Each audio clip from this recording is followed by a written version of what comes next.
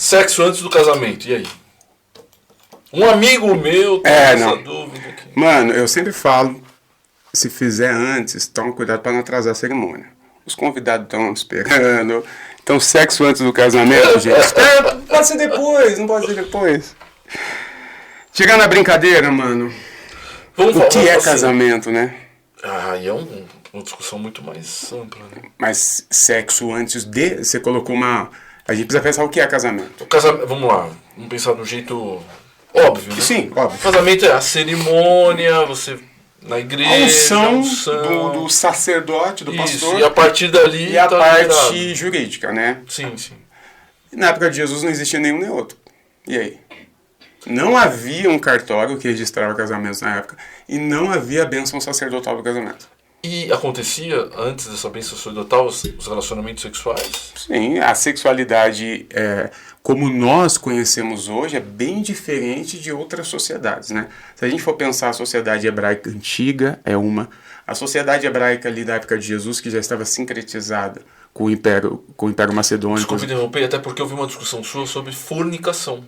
Fornicação, sim. A fornicação que todo mundo acha que é se masturbar. Sexo antes do casamento. Sexo aberto, né? Berloff, aquele adolescente na igreja, 15, 16 anos, namorando, na sala do seu sogro, com a sua namorada ali sentada do lado, e não, com seus hormônios quase pulando pra fora dele, e ele não pode ter relação sexual antes do casamento, fornicação, e aí?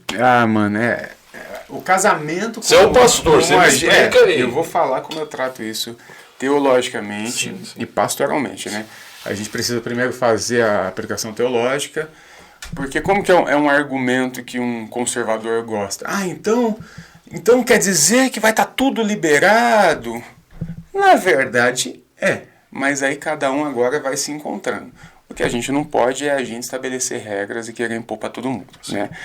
Quando a gente fala, por exemplo, de casamento, na Bíblia, o casamento como a gente conhece hoje, seja ele a oração do pastor, a bênção sacerdotal, ou a assinatura no cartório, o registro público, isso nunca existiu na história da Bíblia, nem na época de Jesus.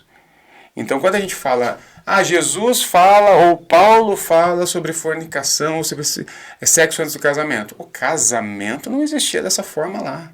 Não era isso que acontecia. A sexualidade não era dessa forma. O casamento é uma construção nossa, da nossa sociedade, do capitalismo e do cristianismo. Mas não quer dizer que as pessoas não se casavam. Se casavam, mas era outro método. Inclusive, Jesus transformou água em vinho num casamento. Era uma festa de 7 dias. No meio da festa, o casal tinha uma tenda lá, eles iam para dentro e tome. E a festa continuava. Hoje, um conservador chamaria isso de uma grandíssima putaria. É verdade. Jesus estava lá convidado e transformou água em vinho para o casamento não acabar. Eu ia achar estranho, pastor. Vou numa festa de casamento, os noivos vão ali, todo mundo sabe que eles... Pois é, né? E aí a gente pega os nossos adolescentes, os nossos jovens, né? Fica mandando eles escolher esperarem e fica impondo um jugo, mais um jugo sobre a sexualidade, pesado, que era uma coisa comum, era para ser comum. E fala que é fornicação. Cara, fornicação, vamos ver se dá pra gente fazer esse paralelo, né? Um jovem com 16 anos que se masturba 4, 5, 10 vezes ao dia, que você, conservadora, que está assistindo esse podcast, seu filho se masturba muito, tá?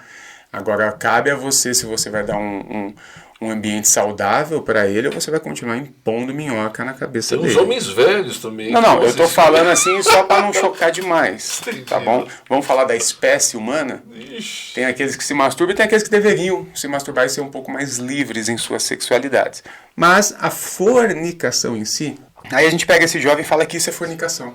Aí ele viu a menina, ele ficou, ou o menino, né? Ele ficou, aí ele fornicou. O casal transou sem casar, fornicou. Pior, a gente vai piorando. Não, eles são casados, mas não são casados no papel. Aí a gente vai criando loucuras, né? E a fornicação na época de Jesus era o seguinte: havia uma cultura que empurrava as mulheres à prostituição, que era a cultura do repúdio, que é um negócio que Jesus rebate lá no Sermão da Montanha. Ele fala, quando vocês se divorciarem das suas mulheres, deem a carta de divórcio, ou seja, não repudie. Repudiar uma mulher é você divorciar dela sem dar a carta do divórcio. Ela se tornava um nada. Ela já era um nada naquela sociedade, só que ela era um nada preso a um homem. Ela não poderia casar de novo. Ela não podia casar de novo, ela não podia ter nenhum tipo de relação, ela já não podia estudar, virava apenas uma forma de sobreviver, prostituição. Então olha que louco, a religião inventou uma parada que já empurrava as mulheres à prostituição. E onde acontecia a prostituição, via de regra? Nos fornos, os portais da cidade. As prostitutas elas ficavam ali, culturalmente ficavam nas portas da cidade, com os cabelos à mostra, recebendo os viajantes. Ali elas eram, na melhor da hipótese, quando dava tudo certo, elas só transavam sem segurança alguma e recebiam um dinheirinho por isso. Mas elas eram estupradas, violentadas, mortas, espancadas, sequestradas. E ninguém iria investigar, ninguém iria falar. Não tinha lei que ajudasse as mulheres. E isso acontecia nos fornos. Isso era a fornicação.